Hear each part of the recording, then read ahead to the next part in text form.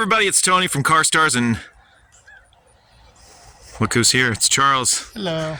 Back from the dead. So, Charles, I know we looked at it before, so remind me, what is this truck? A truck.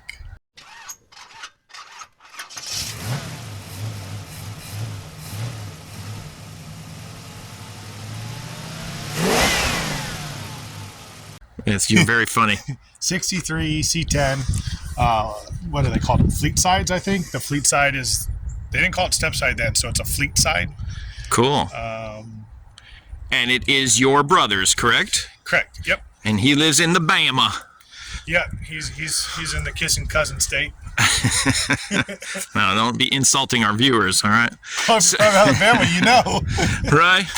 So, don't worry, I used to live in West Virginia. I know all about it. So, tell us real quick, we've looked at this truck before in a previous video, but it was a real short video with it just starting. So, tell us a little bit about what he did to it. It had, I don't even remember. It was the small 200-something cubic inch V8 with, I think it was a 3-speed manual. But on the column manual, we didn't know anything about the motor or anything, so we pulled it. But pretty much we took a motor and transmission out of a 2003 Tahoe with the computer and part of the wiring harness, and we threw it in here and did some voodoo magic with HP tuners and sprinkled some, pixie dust, and here it is. Cool. So,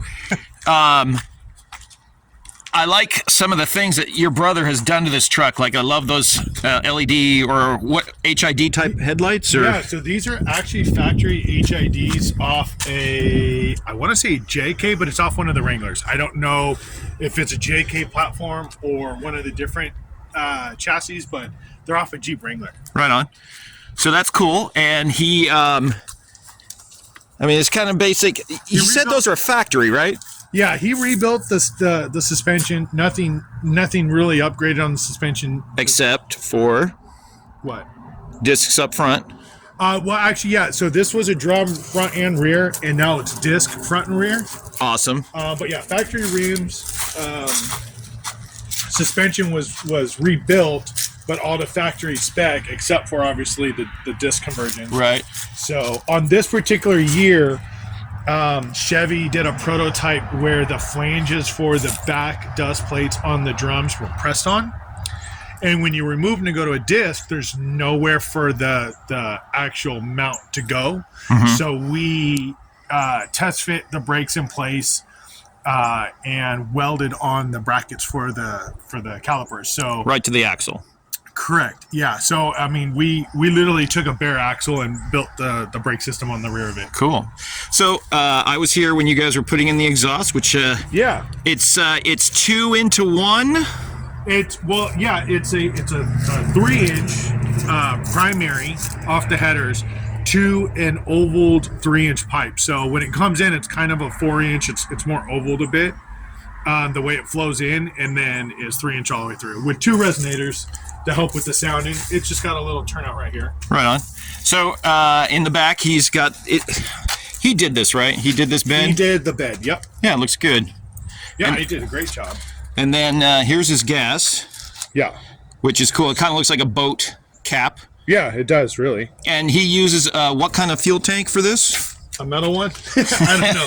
It's underneath there. I don't know. Not factory. Because what was here that you had replaced? He originally put this fill cap here and found out it wasn't going to work for the angle that he needed, so we had to patch that. And then this was the original gas cap, so we filled that. And then the antenna we shaved also. So where was the antenna? On the other side over there. Oh, okay. Oh, yeah, just like in the fender. Yeah. Or whatever you would want to call this piece. Yeah, the cowl extension. Yeah. So he also has a different interior. He's got like a bench bucket with a folding center rest. Yeah, he did. He pulled that bench system out of a mid-90s Tahoe, I believe, or Suburban, one of the two. Cool. He did the carpet kit. He lined it with it's hard to see with this lighting in here. We changed to drive-by wire pedal, different steering column. So he's done a lot of Oh wiring. yeah, to his it. steering column. This is just a basic Just a kind of basic- eBay special steering column. Yeah. But it looks good. It looks real good. And it works on the column shift. Yep. So you got Okay, that's the conversion good. for that. That's good. That's all good. So he's obviously got still a lot of work to do. Yeah, I mean, it was my job to get it running and drivable. It's his job to do all the finished work and tidying it up. Yeah. It's his truck. He's done a lot of the work. Yeah. So we're here in Eastern Tennessee, and he is in Alabama. He's about 2 hours away or so. No, 2.5. He's just west of Huntsville. Yeah. So yeah, we looked at this before. He did a really good job getting the engine in here, and everything looks pretty good. I mean, little wires here and there, but I'm sure he's going to clean all that stuff up once everything's like squared away 100%. I had to rip up a lot of his wiring we found out the module for his drive-by-wire was no good. And then to wire up the pedal to that module, that's why you see a lot of the exposed wiring. Right. But yeah. But it was all figured out. You got it sorted. Yeah. And what's happening here with his? That's this is like an overflow can. Yep, that's an overflow can. His steam port goes into the heater core system here. Oh, okay. So I mean, we have long hoses right now. We were just trying to get it done and set up. Yeah, you're just trying to and kind of reseal everything and make sure everything's good. He's got his breather over here. Yep. So the breathing properly. Yep. So his system, the PCV valve down in the valve cover is actually drilled out. That way it is always on. It's not actually working off of vacuum pressure. So all that nasty emissions can come out into the catch can and breathe. No more ports on the only vacuum port on the intake manifold that's functional is to the brake booster.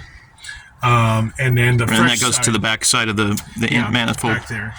Okay. Then, like I said, there's a lot of wiring system that I just have out of the way because I was diagnosing some issues and had to wire up a new O2 sensor. He said he got this, didn't mean to cut you off, but he said he got this fresh air intake from some other vehicle and he just mated it to this because he cut this or something. I don't know where he got it from, but it turned out nice. I mean, it looks pretty good. It just supports pretty much the cone. So it's not just hanging in midair. As long as it's sealed from the MAP sensor back, it really doesn't matter. Cool. So this is more holding this system in place while this is all supported by this. And is this an eBay special radiator? Yeah, it's a Luck Rad. Luck Rad. Lux or Rad. I don't know. Luxe bad rad. But it works. It is rad. It bolted right in. The trans lines bolt right to the bottom of it. Single fan. It actually, I mean, it fit in perfectly. It actually is a great radiator. Now, I have my questions about his PCV system. Okay. Like, if this is all that it is it still sucking? Where's the positive crankcase ventilation pressure? Like, where's the sucking part coming from? There is no. It's just open atmosphere to push out. Okay. So instead of working off vacuum, is the fresh air side just plugged up on this side? No, it's open right here. Nothing. Well, we need to get another adapter. Oh, another fitting to put it in there. I got you. But ideally, the way this works is with vacuum, it pulls the PCV valve open and allows that pressure out with increased vacuum. Well, now that it's drilled out, it's always open. You don't need vacuum for this to work. So this is an open line from the valve cover all the way over there to so it's like the old days. You just stuck two little breathers on each valve cover and that was it. It's a gross polluter. Well, that's fine with me. No penguins are going to die as a result of this vehicle, I assure you. It is getting cold. We might be having some penguins sliding down the street here if it keeps frosting over. Well, I mean, it all looks good, and he's coming tomorrow to pick it up and take it home, and he's going to have this as his daily driver, correct? Correct, yep. That's going to be cool.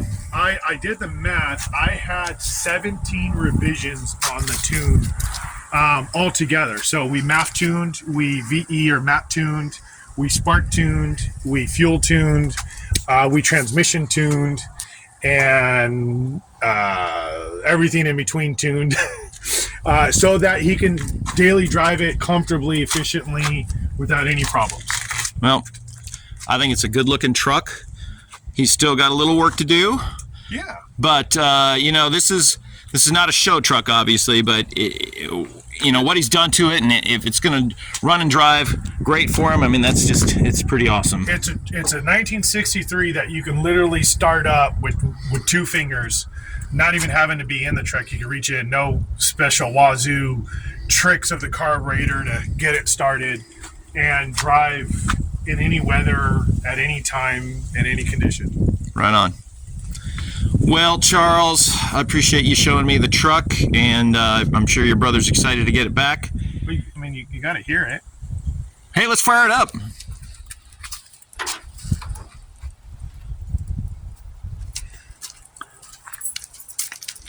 I didn't want to, you know, waste the gas. I didn't know he had that kind of money.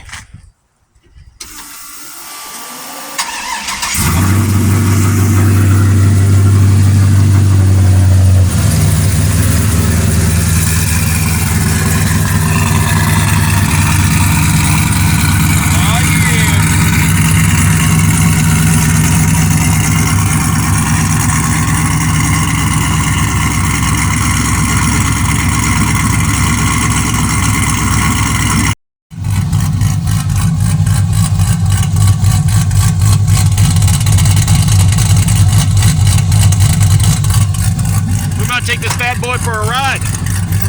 All right, let's check it out. All right. Yeah, it's comfortable. Now watch it die. I've got too many hours of tuning for it to die. I wouldn't be telling my brother to come pick it up if I didn't trust it. I wish this thing had a wide angle option on the lens because it's so damn super zoomed in.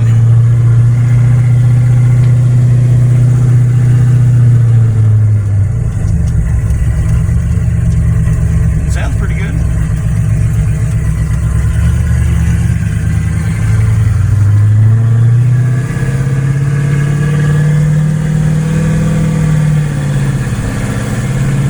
So he never reattached the speedo? No, because the tact signal coming off the computer, the transmission is digital and this is analog, so he has to buy a conversion or a new speedometer. Yeah, I think there's an adapter. Yeah. But, I mean, here's what I love is this. But that's his job after he gets all the details straightened out. To get this engine running as best as it can in a safe and reliable daily driver way. Now, is there more tuning to be done for maximum power effort? Well, absolutely. But that's not what we're after here. We're after for a nice engine that starts up every time, drives no problem, still puts a smile on your face. I mean,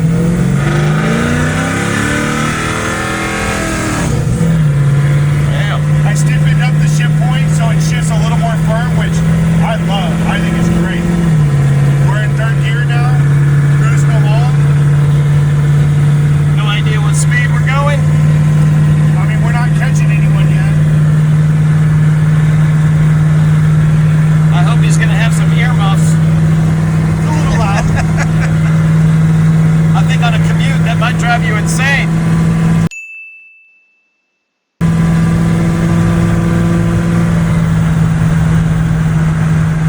Just going to have to turn up the tunes a little louder.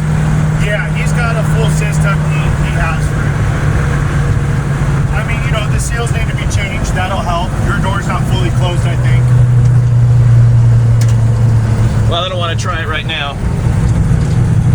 But, I mean, the brakes work. The brakes work. Thank God for that. Yeah, that's usually, you know, kind of thankful. But, I mean, it's definitely got...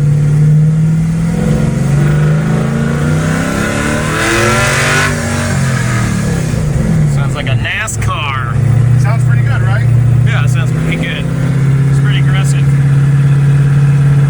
But yet, it's still very drivable. You know, you keep the RPMs low. It has plenty of power to get this truck going. This truck's light. It's 4,000 pounds. It doesn't need a gobs of power to get it going. Right. 373 gears. Especially if this is his daily. I mean, come on. Yeah, I mean, what more does he need for, you know, driving around, getting groceries, going to work, stuff like that? A conversion like this is perfect because you don't need a ton of power. You don't need to rebuild these engines that may be max effort to perform better than what this truck this truck came with, no, even a big block in this truck is not going to have better driving characteristics than what this 5.3 for $1,000 from the junkyard can do. Right. And it's got new bearings, new piston rings, new valve train, new springs. Everything's been cleaned up. You know, it's an iron block, aluminum head, stock intake manifold, stock transmission. When you haven't touched a transmission, I just put a little transmission tune to firm up the shifts and to quicken the shifts. What cam did he go with? He went with the Summit 87143, I believe. It's a 240. I'm sorry, a 220 8230 or 224 230, 550 lift on a 112 lobe set. So it's a decent cam for a 5.3. It's a big cam, probably bigger than he needed, but it still has really good driving characteristics. Have you felt any surging or idle issues driving around and just putting it? No, not particularly. I mean, look, getting back on the gas was a smooth, easy transition. It didn't try to find its gear. Vacuum is great on the engine. We're not having any surging issues. Everyone watches when you're driving by, like these guys say. They're like, what the hell is that coming? It's amazing what a simple swap can do, and we can do it in literally any car. I'm Earl Shive. I'll paint any car, any color for just $99.95. No ups and no extras. That dimension-wise, these motors can fit in a car. We can get it put in and tune it for you. I Right. mean, this is a full drivability tune. It's not a cookie cutter, couple $100. You flash it from online. This is me in a laptop with about 3 hours of actual drive time, tuning every aspect of this to make sure it's going to last him 100,000 miles plus. Right on. Somebody squeezed a LS into a Honda Del Sol, so Oh, that's scary. I'm pretty sure. I'm pretty sure a lot of cars can be swapped. Yeah, I don't think my door's locked, but We're almost back. we're almost back. Yeah, it's all But, good. I mean, you know, do you feel any idling, surging as we stop? No. I mean, you know, it's because it's so responsive. First doesn't seem to want to ship though. It holds it a bit. Remember too, this came out of a 2003 Tahoe that weighed 2,000 pounds more. So it's used to having to work a little bit more to get that weight going before it wants to shift. That's true. I didn't want to override 2 to 3 shift miles per hour, so it holds first for a while. But what I was going to say is factory 1 to 2 shift at normal driving takes a little over half a second, 0.531 seconds. I moved it to 0.4 seconds, and then I increased line pressure by 10%. You can definitely feel the better driving experience with it shifting than what factory would be. And like again, I said, anyone who's put a bigger cam in has dealt with surging or vacuum issues, especially coming to a stop. And have you felt any of that? Not particularly. None whatsoever, right? I mean, other than having a loud, you know, a cam and a loud exhaust, can you tell this thing is making that much power, or you know, is anything other than just a stock Tahoe? No. Why, no, I can't. Until you get. I'm ready to order now. Until you give it some gas. Yeah. Until you hear its rowdy nature in the exhaust note. Yeah, but I mean, watch. I'm not even gonna turn off. Put it back in park. Go ahead and go out and listen to it. Oh, I hear it. Yo, you can hear it in the camera. I mean, it's an easy, close tune. Look, I'm not even in the truck anymore. We went forward. We backed up. We put it in park. The drivability on these are just so impressive. I don't know why anyone picks something other than a 5360 out of a Chevy. It makes double the power a stock engine would. You build it for a quarter of the price, and look at just how drivable it is. Right. Guys, it's not that expensive. Hit us up with your project, we'll give you a price. It's cheaper than you think. Right on. There's the screen grab. All right, well, guys and gals, thanks for watching. Certainly appreciate everyone who tunes in and watches our videos. And please leave a like, subscribe, comment if you like. And again, thanks again. Catch y'all later.